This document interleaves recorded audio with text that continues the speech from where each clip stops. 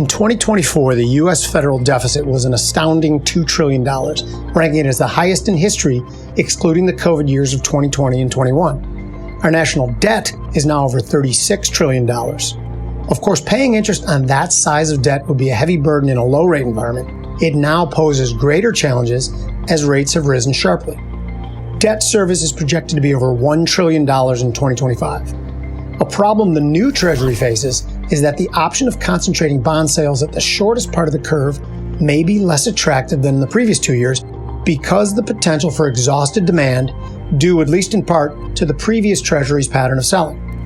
That leaves the necessity for selling longer-term bonds to raise money. The problem here is twofold. Over the last 18 months, several auctions of long-term bonds have been met with disappointing demand. This has been interpreted by some as the market scolding the U.S. for excessive spending. The second part of the equation is that the increasing issuance coupled with tepid demand has been a major factor in pushing yields even higher. In the last 4 months, 10-year yields have risen 130 basis points and 30-year yields 100 basis points, and both of those rates are getting precariously close to 5%, a level seen only once before since the 2008 financial crisis. There are a couple of options for managing the potential oversupply of treasuries, but none come without risks.